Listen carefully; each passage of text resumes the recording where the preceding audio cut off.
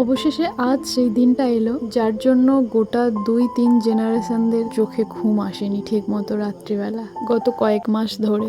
কারোর বা নতুন জেনারেশনদের সাথে পাল্লা দিয়ে সেই আগের জায়গাটা ফিরে পাওয়ার উদ্দাম চেষ্টা, হয়তো বা কেউ নিজের প্রাক্তন স্যার ম্যামদের সাথে পাল্লা দিয়ে নেমেছে নিজের একখানা সুন্দর ভবিষ্যৎ গড়ার স্বপ্ন নিয়ে। হ্যাঁ, আজকে যুদ্ধই ছিল খানিকটা তৃতীয় বিশ্বযুদ্ধের মতো, যে যুদ্ধটা গোটা 10 বছর আগে একেবারে শেষ হয়ে গেছিল। কেউ ভাবতে পারিনি আবার এই 10 বছর পর সেই যুদ্ধটার সূচনা হবে।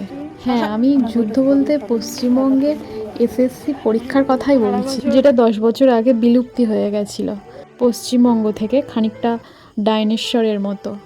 আজকে ছিল এসএসসির হায়ার সেকেন্ডারি লেভেলের এক্সাম।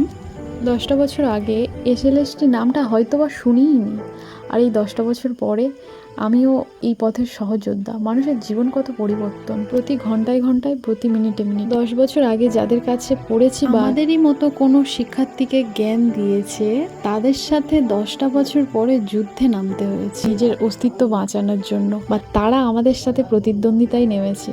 এটা ভেবেছিল কখনো কেউ? ইতিহাসের পাতায় যেন সাক্ষী হয়ে রয়ে যাবে, যেখানে ইয়াং জেনারেশনদের থেকে মিডল ম্যানরাই বেশি ছিল। আবার সেন্টারে ঢোকার আগে দেখলাম কোনো এক মহিলা দারুণ লাভ করে ফেলেছে, তার সোনার কানের দুলটা রাস্তাতে পড়েছিল। যেহেতু সেন্টারে অ্যাডমিট ছাড়া কোনো মেটালের কিছুই অ্যালাউ ছিল না, আমি নিয়ে পুলিশের কাছে জমা দিলাম। হয়তোবা পেয়ে গেছে, জানি না ভবিষ্যৎ আমাদের জন্য কী নিয়ে অপেক্ষা করে দাঁড়িয়ে রয়েছে।